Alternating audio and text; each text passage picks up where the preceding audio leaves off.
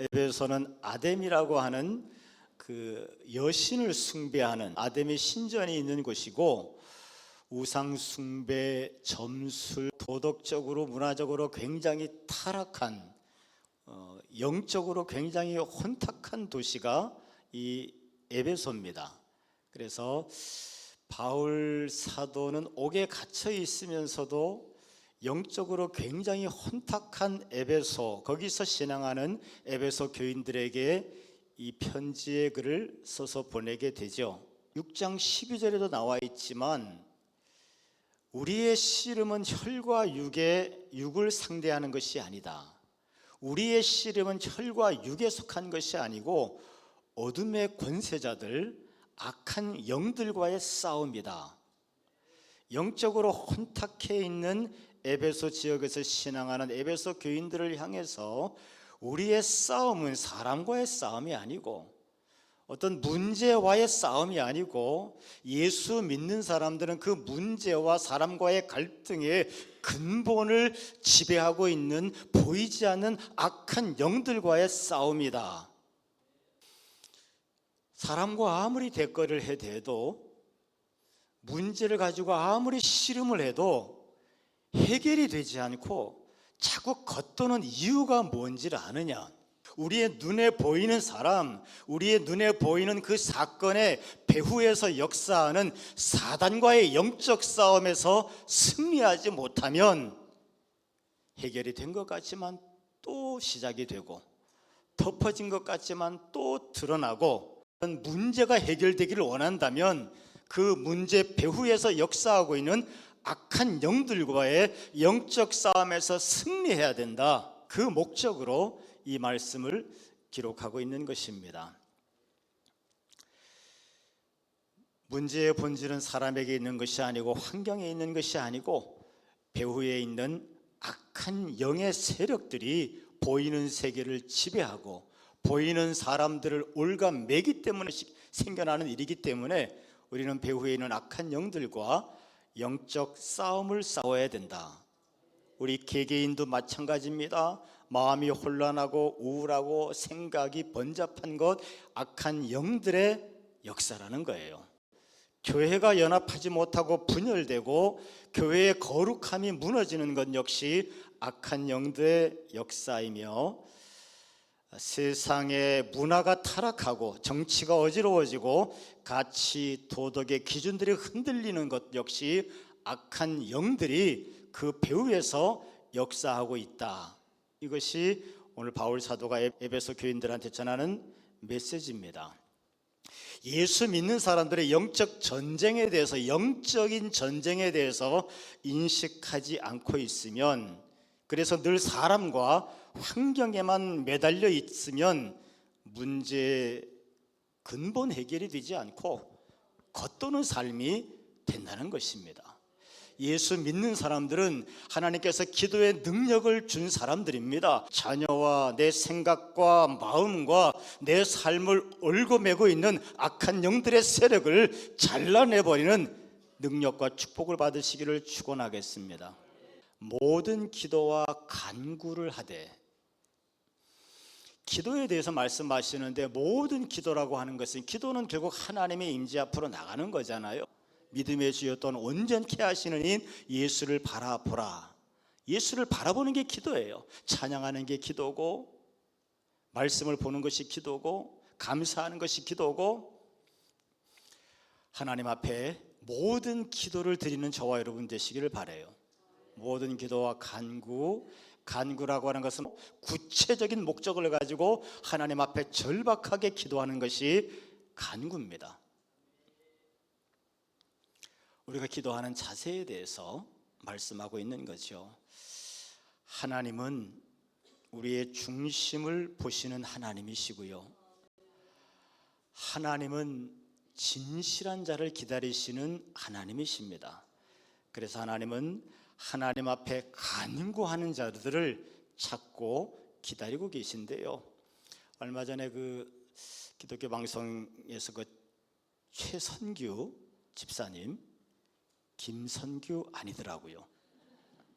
최선규 집사님이 자기가 어떻게 신앙생활을 하게 되었는가 간증하는 것을 잠깐 들어본 적이 있었는데, 그 집의 할머니가 절을 3개나 소유하고 계시는 집안 자체가 친가 쪽이 완전히 불교 집안이래요. 그리고 결혼을 했는데 와이프도 집이 철저한 불교 집안이더랍니다. 더구나 뭐 집안 형편도 좋고, 자기가 KBS에서 아나운서 또 합격이 되고 한 20년 동안 아나운서로서 승승장구하다 보니까 예수 믿는 사람들이 우습게 보이더라는 거죠. 자기는 부처님 믿고 이렇게 잘 되는데 주변에 예수 믿는 사람들 보니까 별로 잘 되는 것 같지도 않고 우습게 생각을 했답니다. 근데 희한하게 그 집은 자기 형님도 그렇고 동생들도 그렇고 식구들이 전부 아들밖에 없대요. 딸이 하나도 없다며. 형님도 딸이 없고 동생도 딸이 없고 자기도 딸이 없고, 둘째를 낳았는데 딸이더래. 뭐 이렇게 5억까지 할 거는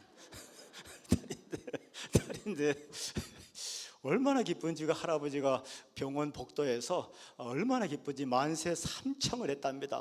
그렇게 좋아하셨답니다. 그 딸이 한 3살쯤 됐는데 그날도 생방송 마치고 나오는데 후배 아나운서, 여자 아나운서가 굉장히 얼굴이 어두운 남빛으로 쪽지를 하나 전해주더래요. 그걸 살펴보니까 딸 교통사고 위급, 대림동 성심병원, 그렇게 쓰여 있더랍니다. 얼마나 놀랐는지 차를 몰아서 막 가는데 정신이 하나도 없더래요.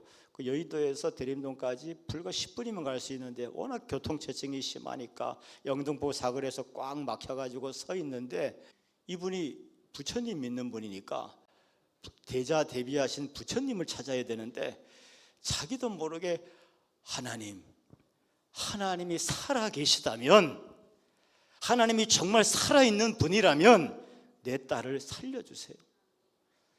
살려주신다면 내가 뭐든지 하겠습니다. 자기도 모르겠대. 왜 하나님을 찾았는지, 왜 하나님 앞에 그런 기도를 했는지 자기도 이해를 못하겠답니다. 병원에 도착했는데 아이는 이미 죽었어요. 그래서 의사들이 뭐 진찰할 것도 없고, 왜냐하면 나중에 조서를 보니까 집 앞에서 모래 장난하고 3살짜리가 놀고 있는데 2.5톤 타이탄 트럭이 이삿짐 나르러 왔다가 후진하다가 아이를 못 본 거예요. 타고 넘어간 겁니다. 뭐 덜컹하니까 뭐 걸렸나 싶어서 또 다시 앞으로 뺀 거예요. 2번을 지나간 겁니다. 조서에 보니까 애가 살아있을 수가 없잖아요. 축 늘어지. 그러니까 거의 시체다 생각하고 병원에 데려다 놓은 거고, 최선규 집사님이 그때는 집사가 아니고 그냥 안 믿을 때죠. 도착하니까 그냥 이동식 침대 위에 애를 놓고 하얀 시트를 이미 오래전에 덮어놓고 있는 거예요. 죽은 거죠. 근데 이제 시트를 덜치고 아이를 보니까 축 처져 있고 숨도 안 쉬고, 근데 붙잡고서 아빠 왔다고는 좀 뜨라고 한 30분을 그렇게 울면서 통곡을 했나 봐요. 한참 그렇게 통곡을 하고 있는데 애가 따뜻한 온기가 느껴지더랍니다. 그러면서 뭔가 후끈거리는데 이게 성령의 역사죠. 뭔가 마음이 그렇게 좋더래요. 그리고 좀 있다가 애가 축 처지고 숨도 안 쉬던 애가 캑캑거리기 시작하더랍니다. 그래서 입에다가 손을 넣고 이렇게 시커먼 핏덩어리가 툭 토해져 나오더랍니다. 그리고 애가 숨을 쉬기 시작하고, 그러니까 의사들이, 지금까지는 의사들 한 번 불러도 쳐다도 안 보더니 애가 숨 쉰다니까 의사들이 와서 치료하기 시작하고 건강이 회복되어졌대요. 그래서 잠깐 그날 저녁에 친구 부부가 이제 아이가 아프다니까 왔잖아요. 와서 그 중에 하나 또 이제 교회 다니는 친구가 있었나 봐요. 물어봤더니 내가 도대체 이해가 안 된다. 나는 부처님 믿는 사람인데 이 딸에 대한 소식을 듣고 영등포 사거리에서 왜 내가 그렇게 기도했는지 모르겠는데 어쨌든 기도했고, 딸을 살려주면 하나님 시키는 대로 하겠다고 그렇게 기도했는데 이게 도대체 뭐냐 도대체. 나는 내가 한 이게 뭔지 모르겠다. 어쨌든 딸은 살아났다. 그랬더니 그 친구가 하는 말이 그거 하나님 앞에 서원 기도한 거야. 하나님께 약속을 전제로 기도한 거야. 그래서 이 서원 기도는 반드시 지켜야 되고, 서원 기도를 지키지 않으면 네 딸의 생명을 걷어가실 수 있어. 얼마나 기분 나쁜지 모르겠더래. 기껏 숨 쉬고 살아났더래. 다시 데려가. 겁나잖아요. 그래서 형님네, 동생네, 조카들까지 14명을 이제 전부 교회로 같이, 이걸 하면 해야지. 다 같이 교회를 다녔는데 뭘 알고 다니겠어요. 교회만 다니지. 그냥 무서운 마음에, 혹시 딸의 생명을 또 데려가실까 봐 겁나는 마음에 교회를 다니긴 하는데 아무것도 모르죠. 뭐 한쪽 발은 교회에 걸치고 있는 거고 한쪽 발은 세상에 걸치고 있는 거고, 방송 끝날 때마다 그냥, 그렇죠? 한잔 하시고. 딸을 캐나다 유학 보냈는데 아빠가, 엄마가 하라는 건 하나도 안 하고 하지 말라는 건 찾아가면서 한대. 방황하고 이러니까 엄마 아빠가 항상 눈물로 지새게 되는 거죠. 그날도 한 1년간 딸을 위해서 금요 철야를 하겠다 하고 철야를 작정을 하고 1년간 이제 철야 기도를 하는 거예요. 네, 계속 딸을 위해서 기도하니까 무슨 음성이 들리는가 하면, 선규야, 넌 왜 나한테 달라고만 하냐? 넌 나한테 뭘 줬냐? 넌 도대체 나한테 뭘 주었길래 맨날 나한테 달라고만 하냐? 이렇게 하나님의 음성이 들리더라는 거예요. 그래서 하나님은 전지전능하신데 뭐 필요한 게 있으세요? 뭐 필요한 거 있으면 얘기해 보세요. 내가 해드릴게요. 그렇게 얘기를 했대요. 그랬더니 하나님께서 그 순간 하시는 말씀이, 술 끊어! 그렇게 얘기하시더랍니다.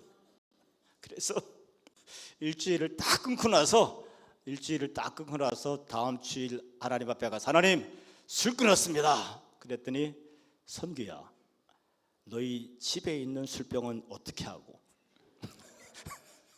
아니, 본인은 기억도 못해. 자기는 이제 퇴근하고 술 안 먹었으니까 술 끊었다고 생각하는데 자기 집에 고급 양주들이 막 이제 자기도 다 잊어버리고 있었대. 하나님은 참 세심하시다. 다 버리고 완전히 이제 술을 끊었답니다.